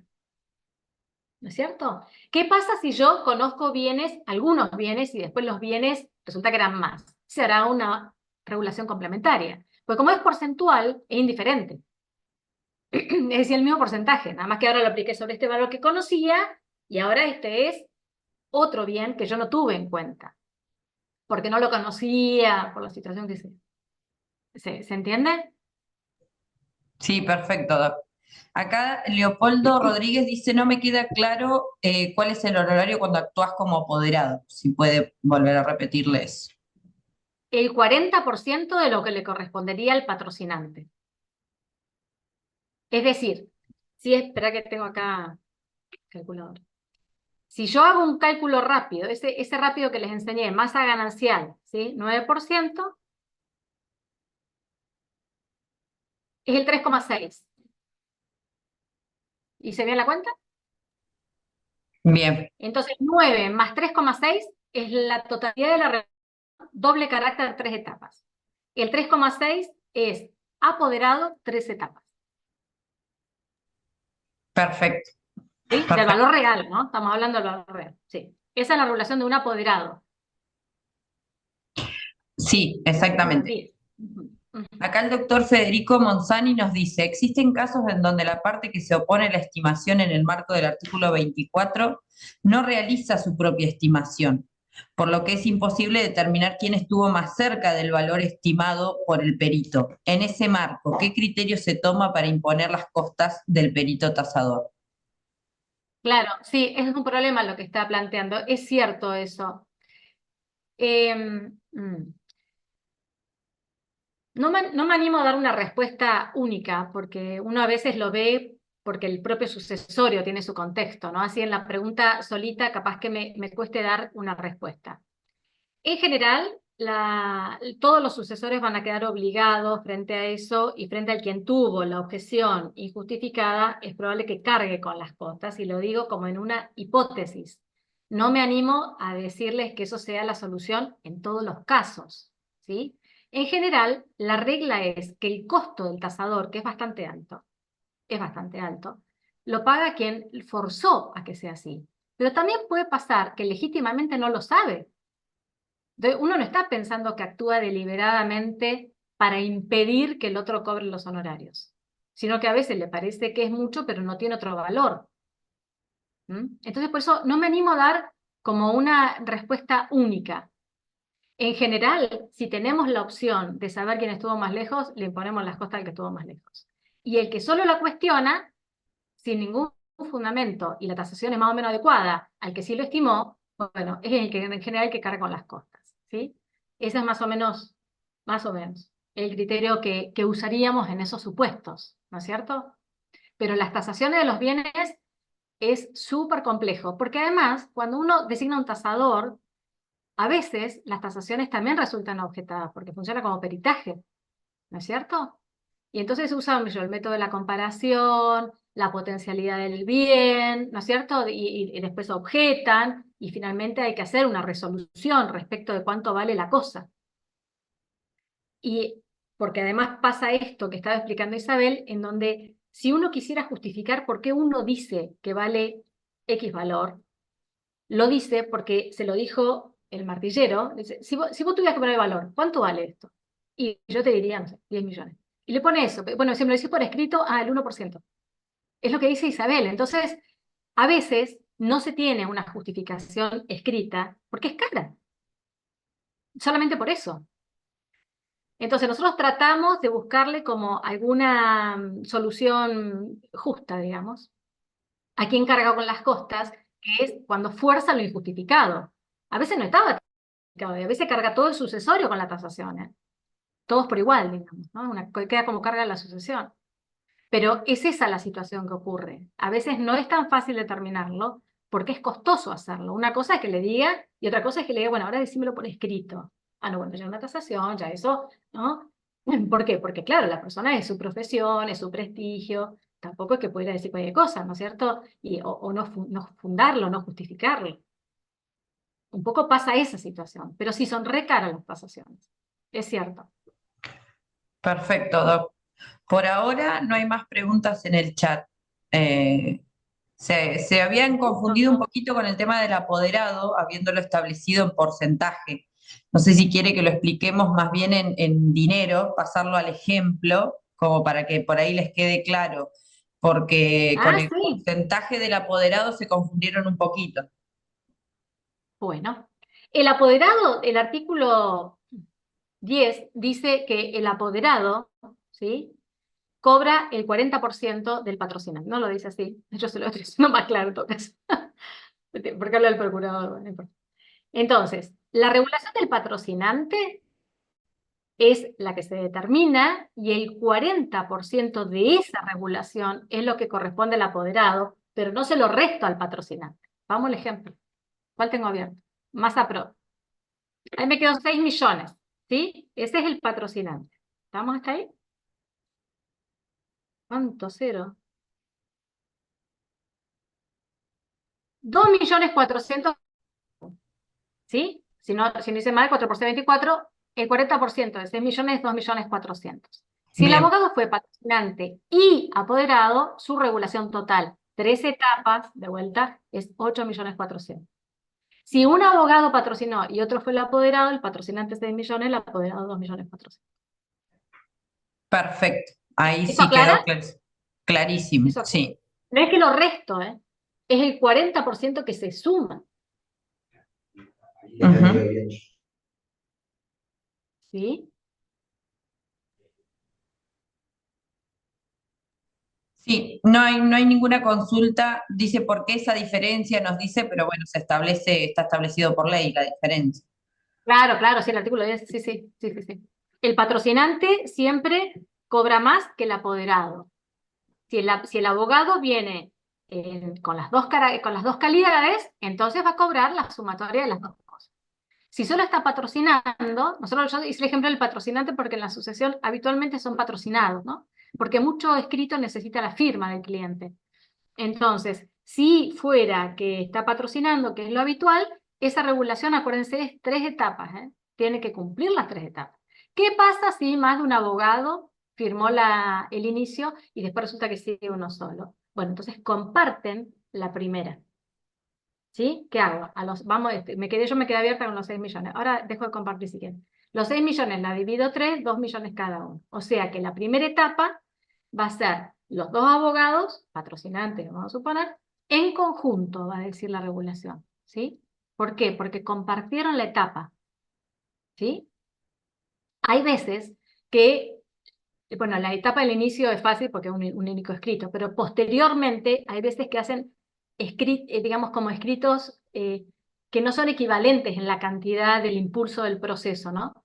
Y entonces le dividimos medio que la segunda etapa se la dividimos en 3, ¿no? Le hacemos más o menos una etapa y media, depende de lo que cada uno intervino. Acuérdense además que para la ley arancelaria, ahora te vamos a preguntar el artículo de Isabel, el que nos preguntaron que no tenía código. Te digo porque ahora te decía otro artículo que tampoco me lo Ya lo acuerdo. dije, ya lo dije, ya lo puse en el chat, 727. Ah, gracias, gracias. Bueno, porque hay un artículo de la ley de aranceles que dice que el patrocinante, que fue patrocinante y deja de firmar, sigue siendo patrocinante. Claro, eso te iba a preguntar yo. Exactamente. La ley arancelaria dice que el que patrocinó sigue siendo. Que Aunque de no hecho haya en las firmado. sucesiones sucede un montón de eso, porque no está la renuncia y bueno, y cómo calculás eso de las etapas que vos decías, por lo menos antes era muy Claro, común. claro.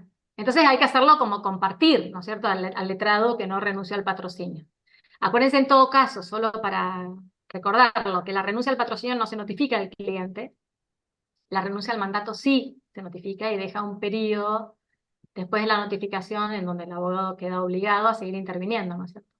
Sí. Eh, entonces, si se presenta con nuevo patrocinante, no inferimos que el anterior no existe más, salvo que diga que es patrocinado por este nuevo abogado y que el anterior no va más. ¿No es cierto? Eso es algo que lo diga. Si no, uno no infiere el cambio. Uno a veces lo hace porque se da cuenta de que cambió, aunque no diga la palabra mágica, cambió de patrocinante. Pero porque el otro no interviene más, ¿no es cierto? Pero la ley dice que el patrocinante que, aun cuando no firme, hasta que no renuncie al patrocinio, sigue siéndolo.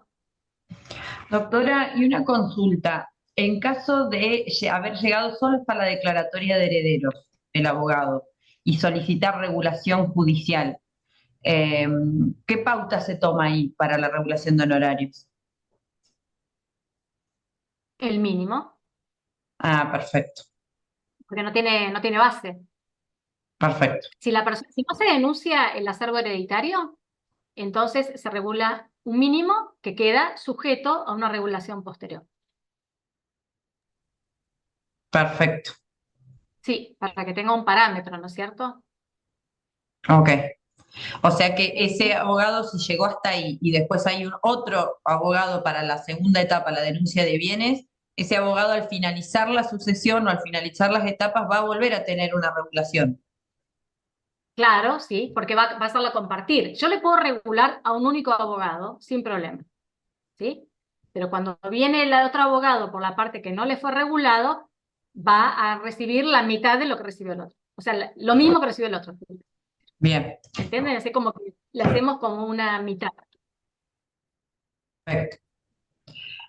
Bueno, Tengo una doctora, preguntita, sí, para que tengo una, a ver si me podés sacar esta duda.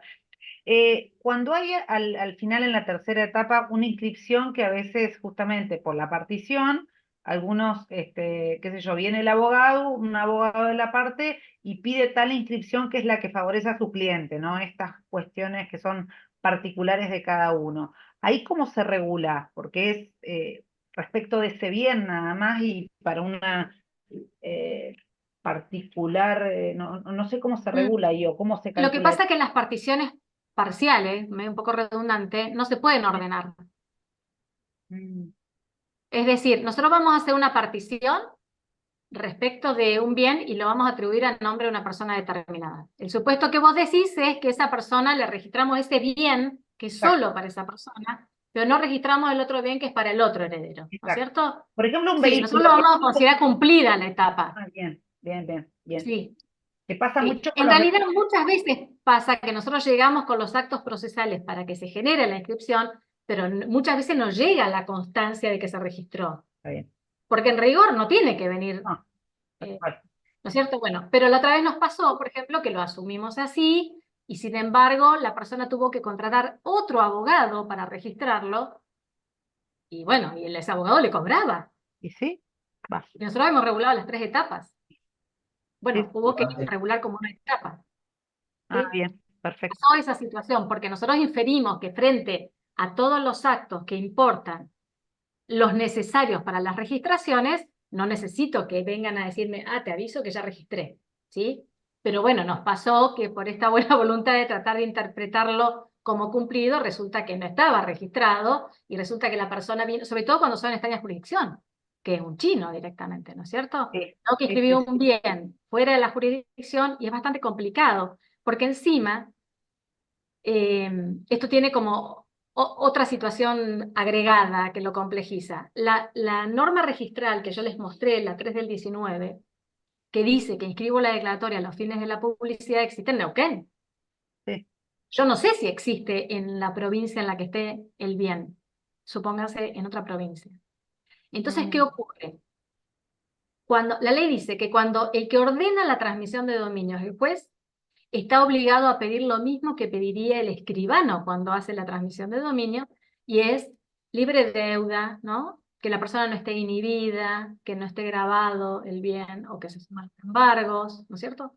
Que, bueno, que conoce el reglamento de copropiedad de administración si es una unidad funcional, que tiene seguro de incendio, bueno, todo lo que pediría el escribano está obligado a pedirlo el juez. Sí, pero ¿cómo? Si eso está, si es a los fines de la publicidad y no estoy generando masa comunitaria, digamos, un condominio, ¿por qué me lo pide? Porque se va de la jurisdicción.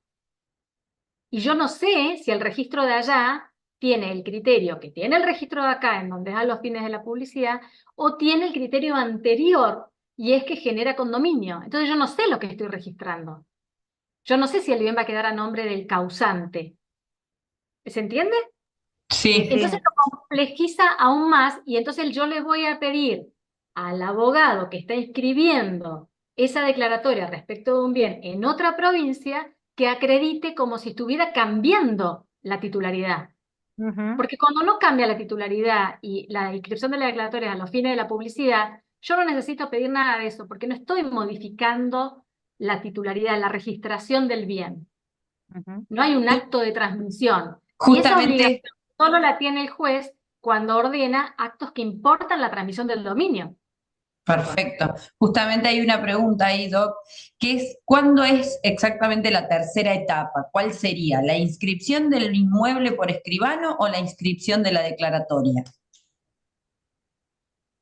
Digamos, son actos distintos, ¿no es Ujú. cierto? Una cosa es que yo inscriba la declaratoria, que como les estoy comentando en Neuquén, no ocurriría con un efecto de transmisión de dominio, y otra cosa es que la haga el escribano, en donde podría ocurrir la transmisión de dominio, pues está registrando probablemente un tracto, interpreto en la pregunta, ¿no es cierto? Entonces, cada vez que el bien sale del patrimonio del causante o queda registrada la declaratoria a los fines de la publicidad, está cumplida la tercera etapa. Si después, registrada la declaratoria, a los fines de la publicidad, deciden vender y ocurre bueno, está bien, pero nosotros lo consideramos, lo inferimos como cumplido, ¿no es cierto? Pero como les digo, la otra vez nos pasó que lo consideramos cumplido y resulta que no estaba registrado el bien y vino otro abogado a quien no le habíamos regulado y entonces quedamos con un abogado con la totalidad de las etapas y tuvimos que regular una etapa a otro porque, bueno, no pedimos que esté registrado, pero eso es una cuestión como de buena fe del letrado, ¿no es cierto? Eso es lo que Claro. ocurre. Cuando nosotros no le pedimos, venga, acredítenos, no lo pedimos en general. Perfecto. Doc, Pero bueno, el acá, tema de los sí, inmuebles fuera de la jurisdicción es un problemón.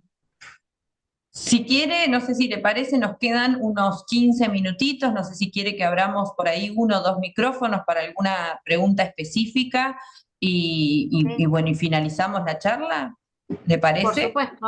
Como ustedes digan, sí, claro. Bueno, En la vamos medida a que yo pueda habilitar. responder. Igual Bueno, le quiero aclarar, doctora Grimau, que hice los deberes y copié el artículo en el chat, no solamente dije cuál era el artículo para... Tremendo. No, no, secretaria de lujo, secretaria de lujo. Es que hoy me vine sin código y no soy muy buena para acordarme de memoria los números, tengo que decir la verdad. Tampoco. No, sí. Y bueno, y uno trata de completar por ahí datos que son tal vez útiles, ¿no? Pero no me vine con el código. ahí nos quedó una pregunta pendiente de la doctora Marilina Espiñeira, no sé si quiere, doctora, hacérsela sobre la venta. Hola, ¿qué tal? Buenas tardes nuevamente. Sí, un poco lo que estaba preguntando, que creo que nos debe pasar a varios, ¿qué asidero jurídico le podemos brindar a un caso en el cual somos 5 herederos, de los cuales 4 estamos de acuerdo con la venta del único inmueble, ¿sí? En San Martín de los Andes, difícil de administrar, o sea, que hay que venderlo, pero uno de ellos, de los herederos, se ha presentado y no está de acuerdo y después no se presentó más, digamos. No está en rebeldía, pero después no contestó más los escritos ni asistió a audiencias. Y está ahí el caso como frenado porque no ha prestado consentimiento y no se sabe mucho más qué hacer. Bueno, es bastante difícil de resolver. La falta del acuerdo sobre la venta es difícil de resolver. Yo decidí una vez, tengo memoria que una vez me revocó la cámara y otra vez no me revocó la cámara, en donde era tan hostil uno de los herederos, pero sin, me voy a animar a decir sin fundamento, pero no porque no tuviera sus motivos, ¿no? Porque uno conoce el 0,1% de la vida de la persona, pero em, la verdad es que la persona no quería vender, pero no decía por qué motivo, digamos. Entonces, que dispuse la subasta.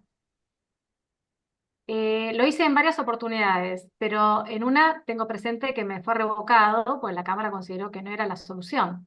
Sin embargo, había como una situación de obligar al resto de los herederos, como está planteando doctora, a tener que administrar un bien que no querían, ¿no es cierto? Entonces, todos los temas sucesorios son temas que no tienen cuando son forzadas, me parece a mí. Hay distintas motivaciones de las personas por las cuales no se quieren deshacer de los bienes. A veces por una relación especial con algún causante que no tiene el resto, a veces porque tiene mala relación con el resto y quiere impedirlo, y, y otras veces porque no son permeables al acuerdo, porque a veces dice sí, lo vendo, y resulta que no hay ningún precio que le satisfaga, que es lo mismo que no quiere vender. Entonces, Claro. en el caso que yo tengo presente, era esa situación. No había ningún valor que fuera suficiente, que era equivalente a no querer vender. Y finalmente, uno de los abogados pidió el remate, en donde todo el mundo perdía, y así se dispuso, ¿no es cierto? Y todo el mundo perdía. Al final, no me acuerdo, en el caso que no me revocó la Cámara, porque me acuerdo una vez me lo revocó, como les digo, creo que finalmente arreglaron, porque sospecho que el abogado que la asesoría le dio acá, y entonces llegó esa solución. Pero la verdad es que no es fácil de resolver la falta de acuerdo, porque la ley no lo resuelve. La ley resuelve las conformidades para cuando tenemos que designar administrador, ¿no? Partidor, pero no dice qué pasa cuando los herederos no se ponen de acuerdo en qué hacemos con los bienes. Claro. El problema es que el sucesorio, y esto es una opinión mía, de mi propio criterio, no es, digamos, unánime, es que para mí el proceso sucesorio solo se encamina a declarar heredero y registrar bienes. Para mí, el juez de la sucesión no es inmobiliaria, no es el psicólogo de los herederos. No tengo que estar llevando la plata para acá y venir para allá, no es así.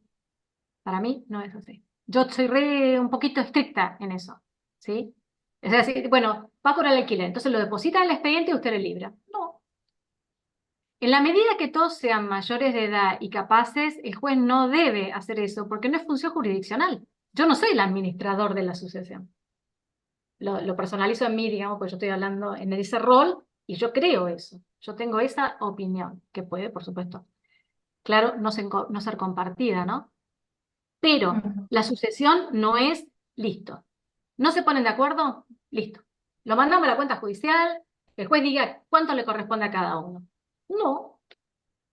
Porque yo no estoy obligada a decidir el destino de los bienes, porque la ley no dice que yo tengo que decidirlo. Entonces, en esos casos severos que no deciden si uno pide la subasta pública, yo creo que es la forma de liberarlos, pero quedan todos perjudicados, claro, porque la subasta es una venta siempre a un valor muy diferente al de mercado. Pero a veces es la única forma de desobligarse de esa situación, porque si uno se queda con un bien, está obligado a pagar los impuestos, a mantenerlo, a conservarlo que no se lo usurpen, a desalojarlo si se lo usurparon, ¿no? A pedirle al otro que lo alquila por sí y se hace el distraído, vos estás cobrando vos, estás viviendo vos, tu mamá, tu hijo, ¿entiendes? Entonces, esas situaciones de abuso respecto de lo que queda sin resolver de la sucesión, lo tienen que resolver las partes. Yo creo Pero, que sí. sí. No, que aprovechaba como usted está hablando en el carácter de juez y uno está bueno que estas charlas para también opinar como abogado, digamos, litigante de a pie, que está bueno concientizar y asesorar como corresponde a los clientes frente a estos casos, porque son casos, como dice usted, muy complejos en donde no podemos derivar a la decisión del juez, ni podemos sacarnos, digamos, el lazo del cuello nosotros también de decir, bueno, lo metemos como escrito y que decida el juez.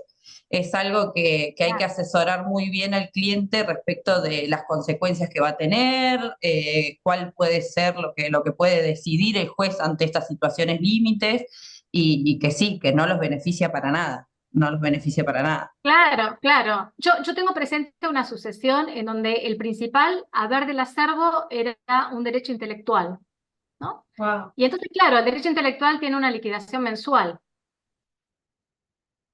Y resulta que el organismo que liquidaba me lo mandaba todos los meses al juzgado. Y yo todos los meses librando un cheque. No, ese no es mi rol. ¿Por qué yo lo haría? ¿Que hay menores de edad? No. ¿Personas con capacidad restringida? No. Pues cóbralo usted. ¿Y cómo lo reparto? ¿Y qué sé yo? Como diga. ¿Entienden? O sea, el proceso sucesorio no es el proceso en el que resolvemos la desaveniencia familiar. Nosotros solamente inscribimos los bienes. ¿Sí? Entonces, el uso exclusivo de un bien que es de todos los herederos, sí se resuelve el pago de lo que equivale a un arancel locativo, porque no corresponde el uso exclusivo en perjuicio de los demás. ¿Sí? El que administra bienes tiene que rendir cuenta porque son bienes ajenos.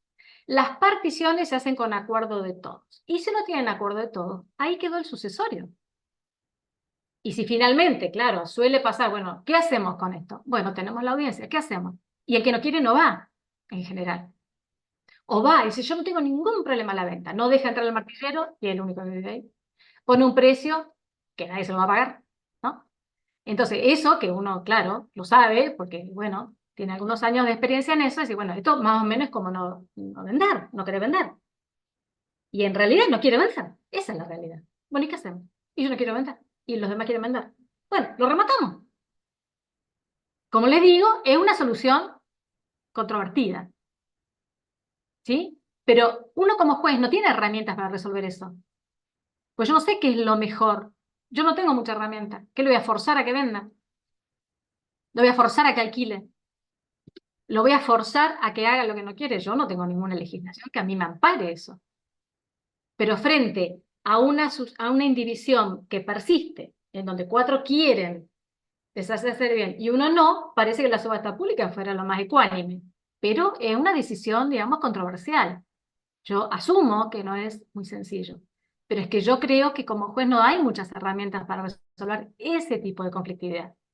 Uno puede dar el espacio para la conciliación, pero la verdad es que no tengo ninguna jurisdicción, porque no tengo conflicto que resolver. No es una acción de petición, no es una división de condominio, ¿no?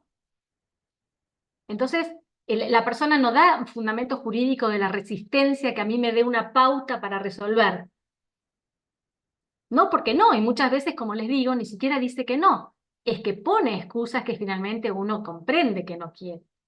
A veces no es el momento, también hay que tener en cuenta eso, ¿eh? A veces el momento no es, y después es.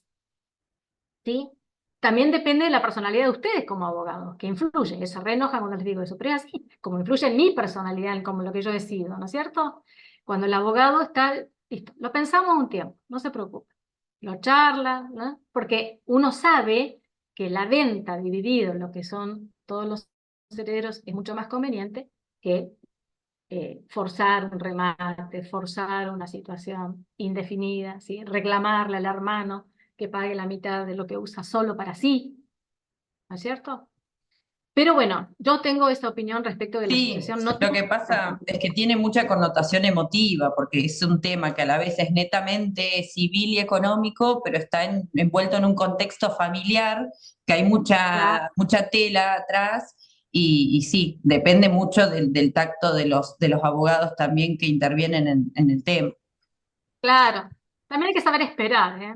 Las Sí, personas tienen sus tiempos para los conflictos, ¿no? Hay que ver eh, este, es, la solución en el momento oportuno. A veces no es ese momento y es después. Sí, yo exactamente. igual creo que en lo personal creo que una buena mediación me parece que resolvería, porque muchas veces se buscan esos reconocimientos familiares, como dice Ujú. Florencia, y van más allá de lo económico, se ven en situaciones donde hay un único bien y vos decís, bueno, tampoco es tanto y rematarlo sería una locura, Claro. perderían un montón.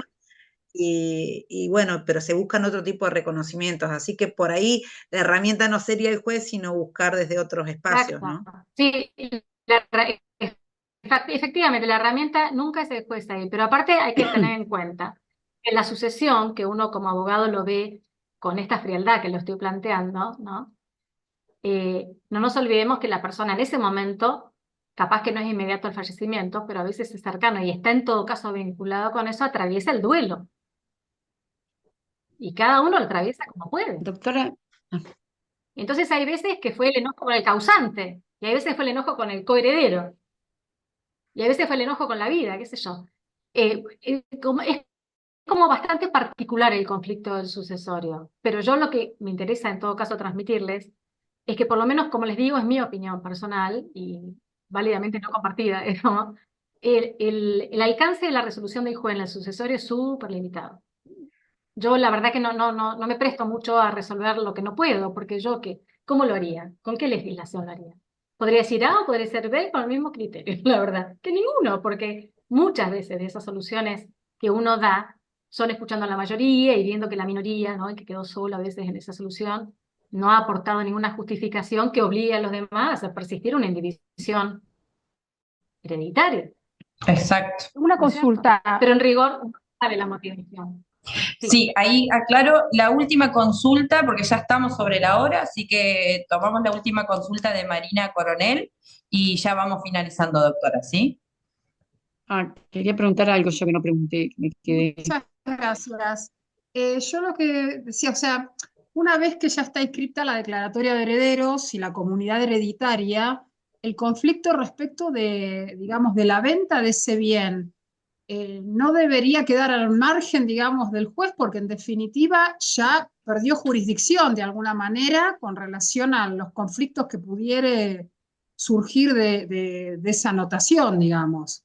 Exactamente, sí. Ahí, con la inscripción de la declaratoria de los bienes registrales, aunque no genere efecto de condominio, me lo saca de la jurisdicción. Exactamente como usted lo está pensando. Sí, tal cual. Tal cual. Eso Es implica, así. perdón, Si en luego base a de esa pregunta, registrado así perdón, doctora, si luego registrada en la comunidad, que no es comunidad, digamos, bueno, pero la declaratoria heredera a los fines de la publicidad tienen dificultades en decidir la venta, yo no lo aceptaría como parte de la sucesión, ¿no es cierto?, con jurisdicción mía, del juez, Claro. ¿no? Quien sea, Sí. sí, yo totalmente de acuerdo en eso, sí. Como O tampoco, sea, habría que iniciar un proceso con una mediación obligatoria en caso de corresponder. claro, acá no, digamos, que la no hay etapa mediación previa obligatoria, y- pero en todo caso sí, capaz en la jurisdicción esté el bien, pero como previo de otro tipo de acción, pero no como Claro. dentro de jurisdicción del sucesorio, que tiene muy acotado, ¿no? Uno no hace lo que uno quiere, ¿no? Hace lo que la ley dice que tiene que resolver. El problema es que el sucesorio tiene Claro. muchas cosas que no se resuelven y en realidad se plantean como conflicto, pero que es un conflicto entre las partes o entre los herederos, que no son parte de todo esto, derivado de otra situación, que no es un tema jurídico. Por eso les digo que yo tengo esta visión un poquito más estricta, ¿no? Perfecto. Sé que han quedado muchas consultas. Les pido disculpas a los colegas que por ahí no hemos podido brindarles la palabra. Seguramente haremos alguna segunda parte de este tema que mucho nos interesa y muchas dudas genera.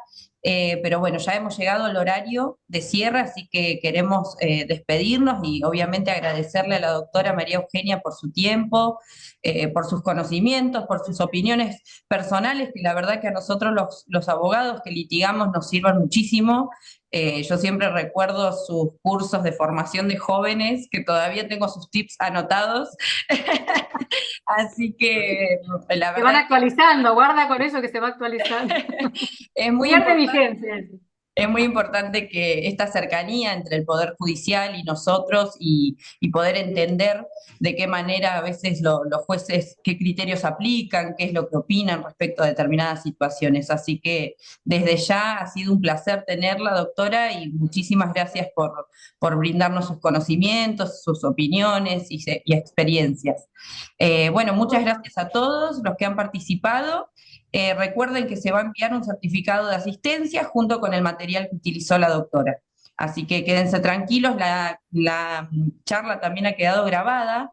No podemos decirle cuándo la vamos a estar publicando, porque eso depende de los tiempos de la Universidad del Comahue, pero se va a estar publicando en el canal de YouTube de Abogados y Abogadas Pluralistas. Así que muchas gracias a todos, que tengan una linda tarde y muchas gracias, doctora. Sí, gracias a ustedes, gracias que se quedaron, que tuvieron interés en el tema, que a veces es un poco árido, yo no sé si les va a interesar tanto, pero bueno, les agradezco que hayan permanecido y ojalá pudiera resolver todas las dudas, pero bueno, el tiempo también era un poco limitado. Así que Exacto. gracias, súper respetuosos y muy agradecida de que me hayan escuchado. Les mando saludos, mucha suerte. Gracias, doctora. Que tengan buenas tardes. Adiós, hasta Hasta luego. luego. Adiós, Muchas gracias. gracias. Chao, chao. Adiós.